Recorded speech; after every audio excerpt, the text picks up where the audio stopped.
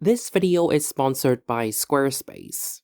The Mercator projection is the standard map of the world. However, there is a well-known flaw. Greenland and Africa look similar in size, but in reality they aren't. There is a nice online tool on truesize.com that allows you to drag Greenland onto the same latitude as Africa. See? Greenland is so much smaller. Because the area is so much more exaggerated near the poles, a solution was proposed called the Gall-Peters projection, which is ew. Sure, it is area preserving as designed, but the shapes of the continents are horrible. The reason is that the projection is not angle preserving. For example, this corner of Brazil looks like an obtuse angle, but on a globe it looks more like a right angle. On the other hand, for the nice Mercator projection, this right angle is preserved. In other words, the Mercator projection is angle preserving, just not area preserving, while for the Gall-Peters projection, it is only area preserving, but not angle preserving. So, is there a perfect map out there that is both area and angle preserving? Sadly, no. But why, or how do we prove it? If the answer had been yes, we should be able to construct such a transformation of the globe that is both angle and area preserving. It turns out that regardless of what the starting and end points are, as long as the transformation is angle and area preserving, then the curvature is also preserved. This is known as Theorema Egregium, Latin for the remarkable theorem, and it is what we will be trying to prove in this video. Going back to the map projection, the globe has positive curvature, or at least intuitively, it has curvature. But for the resulting world map, it has zero curvature. It's flat. So there is a contradiction. The perfect map also has to preserve curvature, which is impossible. So how do we prove Theorema Egregium? We have to first think about what curvature really is. There are different types of surfaces, and they curve very differently, so the curvatures are also very different. A sphere is said to have positive curvature, a saddle or a Pringle has negative curvature, and a plane has zero curvature. But we usually can't assign a single curvature to the entire surface. For example, a torus can be broken up into two parts, the outside and the inside. The outside part bulges out, and the curvature is positive there. But the inside part looks more like a saddle, and the curvature is negative there. So the curvature could be different at different points. The way we are going to define curvature sounds a bit strange at first, but it will make curvature behave the way that we expect it to. So these surfaces, under our definition, still have positive, zero, or negative curvature. For any surface, here we take a torus, we pick a point that we want to find the curvature of. In this example, we take the inner part of the torus. We consider a very small region of the surface around that point, and let's zoom in to get a better look. For every point in this small region, we can consider the normal vector pointing out, doing this for all the points in the small region. These normal vectors are standardized such that the lengths are all 1. So when we aggregate all these normal vectors together, the tips all lie on the unit sphere. We have only shown a few normal vectors here, but when we have more and more of them, they eventually span an area on the sphere. So from the beginning, we have a small area around the point, say P, and through normal vectors in the region, we obtain another area on the sphere. This process is known as the Gauss map, usually denoted as n. Let's say the area of the original region is area of omega, and after the Gauss map, the area is area of n of omega. The curvature at P is then the ratio of these areas when the original region shrinks towards the point P. There is a little caveat for this formula of curvature though. Let's go back and zoom in on the original region. As before, we consider the normal vector at the red dot P and translate this vector to the unit sphere. Now consider the normal vector slightly to the right of P. It is slightly different and points slightly more to the left of the screen. So on the sphere, it appears slightly to the left of the original one. In other words, if I move P slightly towards the right, after the Gauss map, the normal vector moves slightly to the left. If you move upwards of P instead, the normal vector points slightly more upwards. So on the sphere, the tip is above the original normal vector. So here's the deal. Originally, the yellow displacement arrow is on the right of the pink arrow. But after the Gauss map, the yellow arrow is on the left of the pink one. So in doing the Gauss map, the region has somehow flipped orientation.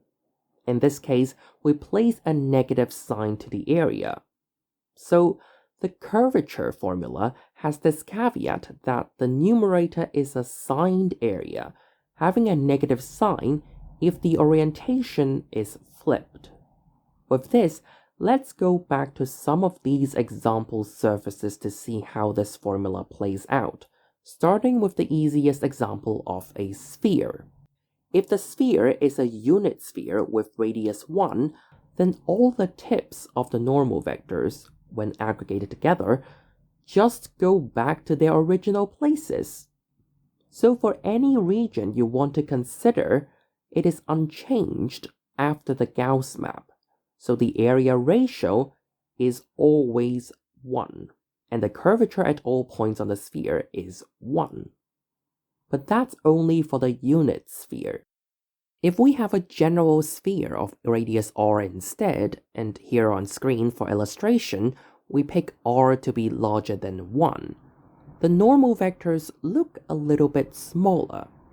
That's just because the radius r is larger than the length of these normal vectors, which by our definition needs to have length 1. And when we aggregate these normal vectors together, we form a smaller sphere than the original one.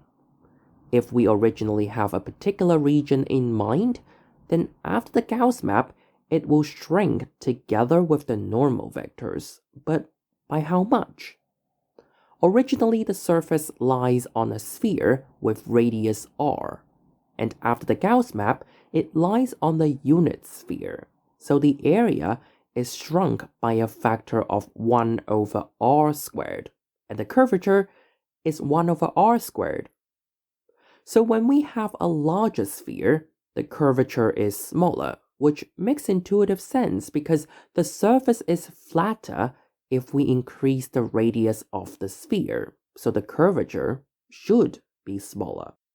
Another easy example is the plane. Well, in this case, the normal vectors all point in the same direction.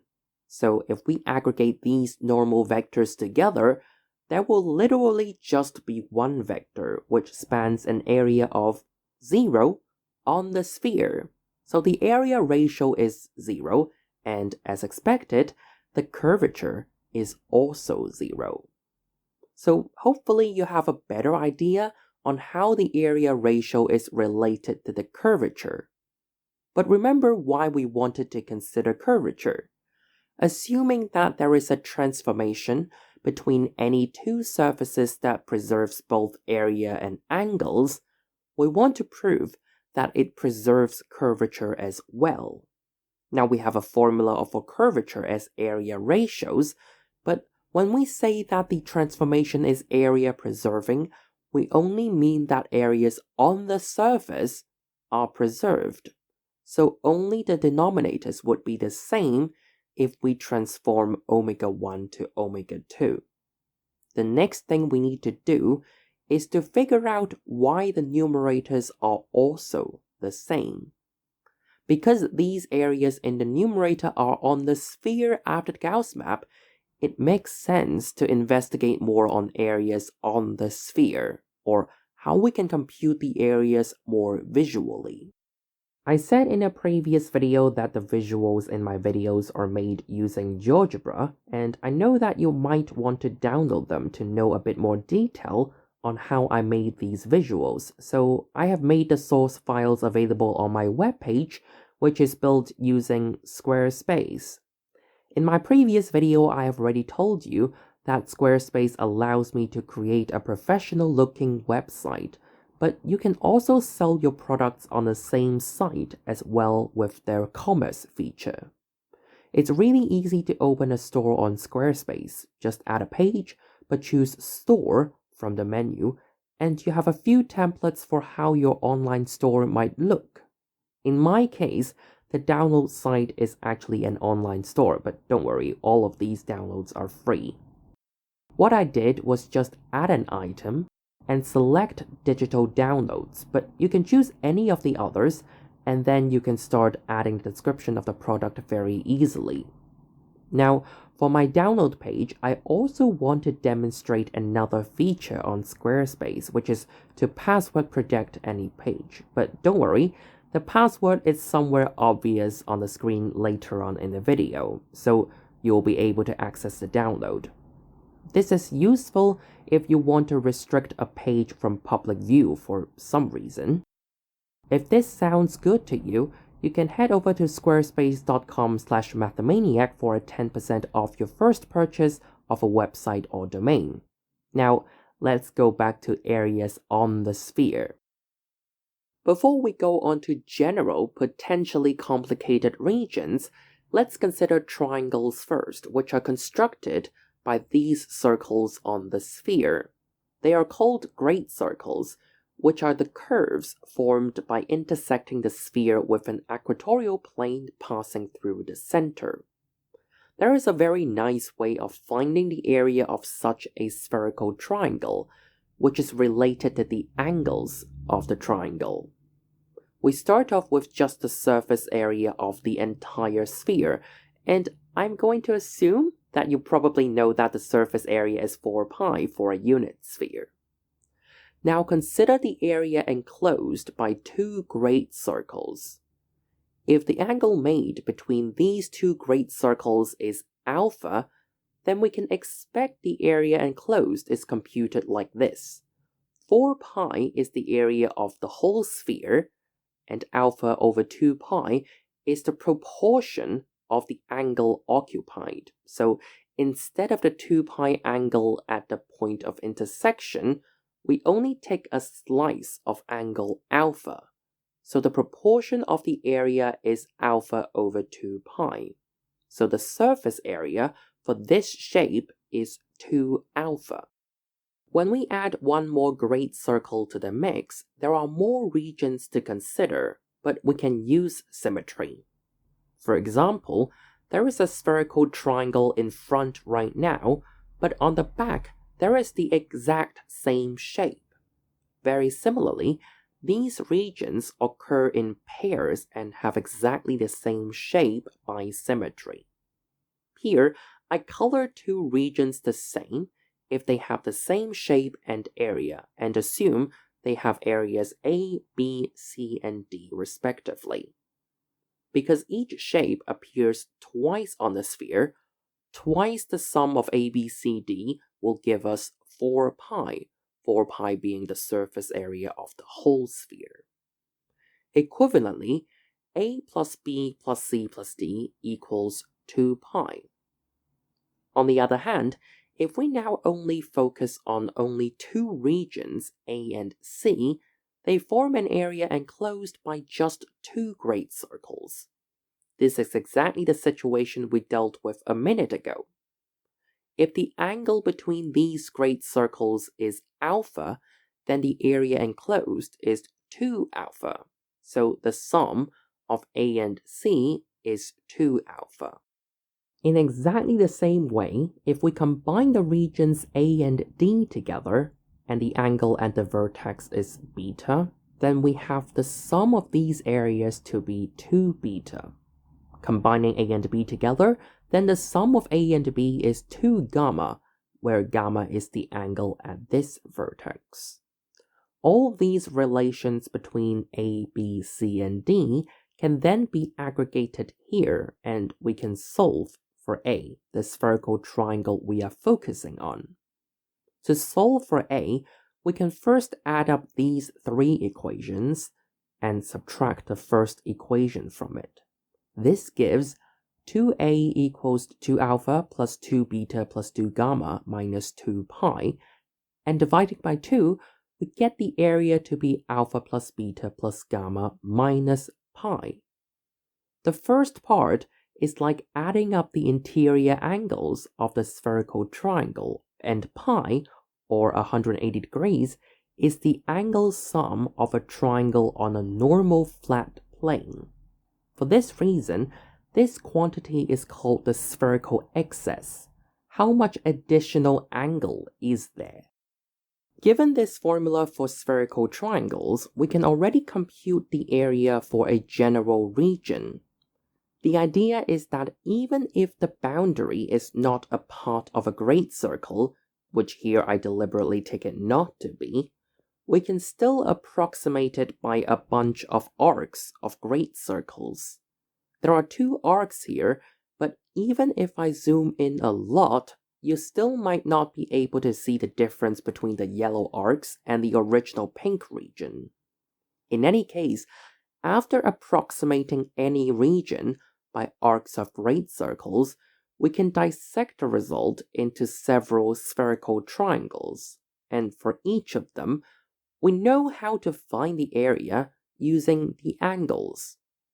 Using more and more of these great circle arcs, it eventually approaches the region we started off with, so we are able to find the area of a general region on a sphere. Let's not forget what we came here for. We want to prove that if we can transform surface 1 into surface 2 in a way that preserves angles and areas, then this also preserves curvature at every point. We have defined curvature with these area ratios, and because areas are preserved, if omega 1 transforms to omega 2, then the denominators are already the same. We still need to prove that the areas under the Gauss map are also the same, which will use both angle and area preserving properties. For this, we are going to use 4 small results, but all of them are related to the concept of parallel transport, which is why we are introducing it now. Let's say we have a surface and a curve on it. If we pick a point P on the curve, then a tangent plane can be formed at that point.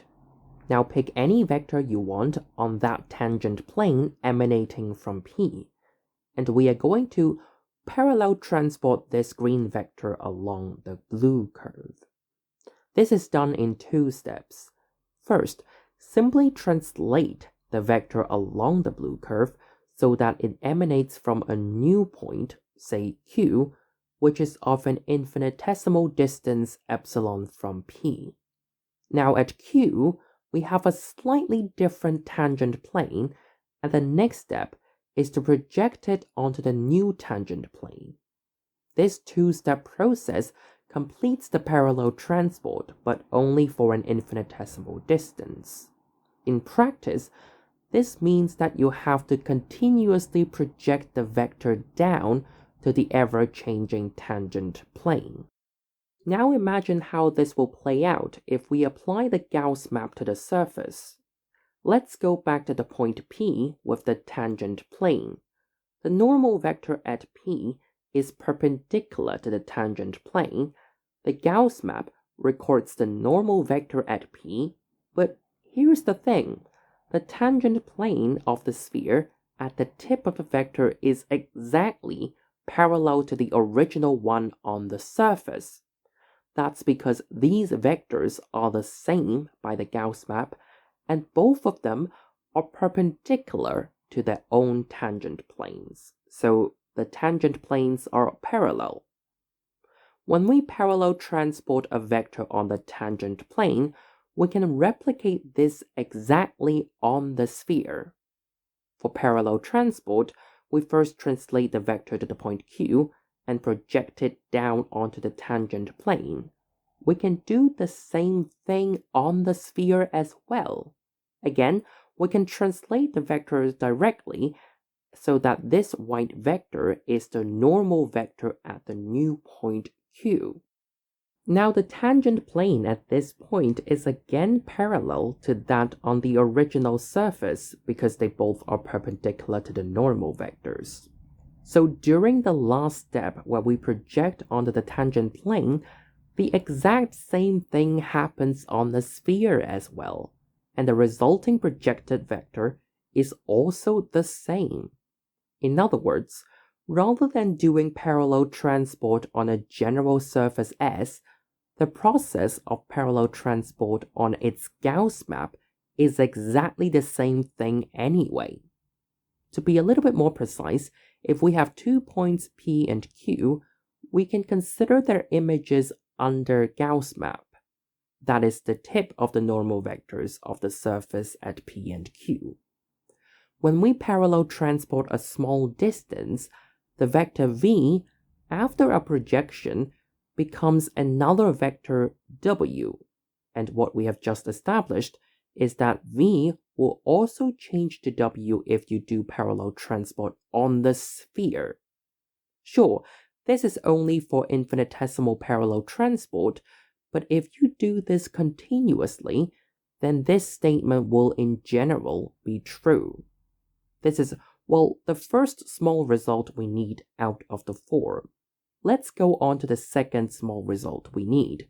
For that, we need the concept of geodesics. Let's think of a sphere, and pick a latitude so that this is not a great circle. Now, parallel transport this tangent vector to the curve. Again, for an infinitesimal parallel transport, we translate the vector to our destination and project it down onto the tangent plane. Sure, this is not infinitesimal for the sake of illustration, but it highlights that in general, after parallel transport you might not get a tangent vector to the curve, even if you started off being tangent to it. This is the reason why great circles are so special. If we again start off with the tangent vector to the curve, translate it along the curve, because the tangent plane is actually vertical, when we eventually project it down onto the tangent plane, the resulting vector is still a tangent vector to the great circle. A curve on the surface with such a property is called a geodesic. That is, when you parallel transport a vector tangent to the curve, it still remains a tangent vector to it along the curve. However, you might have heard of the word geodesic in the context of length minimizing curves. Why are these two definitions equivalent? Zooming close to the surface, it looks quite flat, and when we try to parallel transport this tangent vector, in the second step where we project it onto the tangent plane at the new point, the difference is normal to the tangent plane. For a geodesic, the result of a parallel transport is just the tangent vector, and here with almost the same length. So if we were to travel on this curve with constant speed, the acceleration, which is the difference in the velocity vectors divided by time, will be normal to the tangent plane because the numerator is normal to the tangent plane. At this stage, the acceleration vector is normal to the tangent plane at Q, but will become normal to P if we bring P and Q closer and closer together. So if we travel on a geodesic with constant speed, then the acceleration is always perpendicular to the surface. If in a more extreme case, the acceleration is almost entirely on the tangent plane with very little normal component, then for any 2 points on the curve, we can always push the whole curve in the acceleration direction while keeping the 2 points fixed. This will decrease the length of the curve between them. You will always be able to push this along the direction of acceleration unless all the acceleration is normal to the surface without any component on the tangent plane. So based on the fact that geodesics have acceleration entirely normal to the surface, they minimize the lengths between two nearby points on the surface. If we are transforming one surface to another with angles and area preserved, then by angle preserving, any small triangle on the surface would be mapped to another triangle with the same angles and hence similar. And if the area is also preserved, then the two triangles are congruent, which means that the lengths are also preserved. And because geodesics are length minimizing curves, they are also preserved.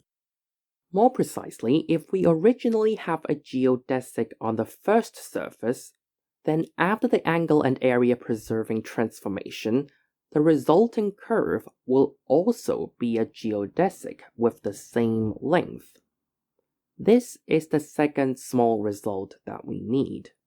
Now, technically, we could have just defined geodesics as length minimizing curves, and this similar and congruent triangle argument would be enough.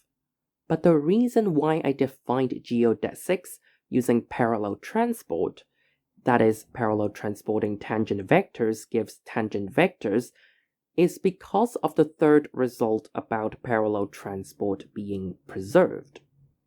Previously, we described parallel transport along a small distance as translation and then projection onto the new tangent plane. However, for a very small distance of parallel transport, before and after projection, they are almost the same length. So rather than thinking about the last step as projection, we can just think of it as a small rotation. Going a bit further, rather than parallel transport just one vector, we can parallel transport the whole tangent plane. Again, just like one vector, we first translate the whole plane towards the new point on the curve. Rather than thinking of projecting onto the tangent plane at the new point, we think of a small rotation along their line of intersection. In other words, when we parallel transport the whole tangent plane, we are simply translating and rotating the whole plane as we go along the curve.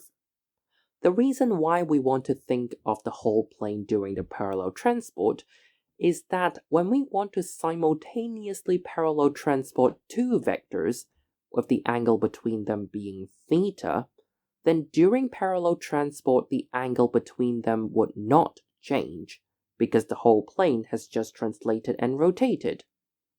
In the specific case where the curve is a geodesic, then for the two vectors on the tangent plane, we choose one of them to be the tangent vector to the geodesic. Let's say the angle between them was theta. After doing the parallel transport, the angle between these two vectors is still theta. But here's the nice thing. The tangent vector stays a tangent vector. That's our definition of a geodesic. So parallel transport along a geodesic is easy. First, look at the angle between the vector you want to parallel transport and the geodesic. Just make sure that this angle is the same during the whole process. Using this idea helps prove that parallel transport is preserved. When we transform from one surface to another while preserving angles and areas, a general curve transforms into another curve. However, we can approximate the curve by geodesic segments. Because geodesics are preserved, which is the second small result, when we do this transformation f, these geodesic segments are still geodesic segments. Now, when we parallel transport a vector along these geodesic segments, let's say the initial angle with the first geodesic segment is theta, we just need to keep the angle fixed along the geodesic segment. Because the angles are preserved during the transformation, if we have started with the initial angle with the initial geodesic being theta, parallel transport wouldn't change this angle with the first geodesic. Now on the first surface, we can continue with the parallel transport, but this time along the second geodesic. So the angle we need to not change is the angle made with the second geodesic, say phi, which is going to be different. But if we again look at how things go for surface 2, because of angle preservation, the angle made with the second geodesic will also be phi. Then you carry on the process of keeping this angle fixed while you parallel transport, and so on. In other words, the whole process of parallel transport on both surfaces would be exactly the same. This is what the third small result means. If we have an angle and area preserving transformation, the whole process of parallel transport remains the same. Let's move on to the final small result that we need, and this will finally tie everything together. For this, we will need the concept of holonomy. Essentially, we consider the parallel transport around a loop counterclockwise, starting with a vector tangent to the curve. For a non-geodesic curve like this, we expect some deviation of the vector from the curve during parallel transport, and after traversing one loop, we have a net rotation of the tangent vector. The angle of rotation is what I call holonomy of the loop, denoted as R of L, with L denoting the loop we parallel transport around. Now we have shown that the whole process of parallel transport is the same on two surfaces if they are related by an angle and area preserving transformation. So in particular, if we have loop L1 on the first surface, transforming to loop L2 on the second surface, parallel transport around the first loop L1 should be the same as in the second loop. In particular, the holonomies should be exactly the same. In other words, holonomies are preserved when you have such an angle and area preserving transformation. Let's go back to a sphere and really try to calculate holonomies, starting from our favorite spherical triangle. Again, with angles alpha, beta, and gamma. Now we first note that the triangle is bound by great circles, which are geodesics, because the acceleration along them always points towards the center and normal to the surface. To calculate the holonomy around the triangular loop, we will take this tangent vector along the first geodesic segment. Because it is a geodesic, the tangent vector just follows along. But now it makes an angle with the second edge, this angle being beta. So along the second edge, it maintains this beta angle with the second edge until it reaches the end. Then it makes a small angle with the third edge of the triangle, and the angle is pi minus beta minus gamma. And finally, we parallel transport along the third edge, maintaining that small pi minus beta minus gamma angle throughout.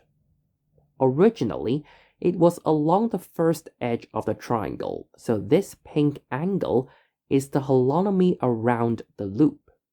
Computing the pink angle gives alpha minus the small angle pi minus beta minus gamma, which is simplified to be the angle sum minus pi.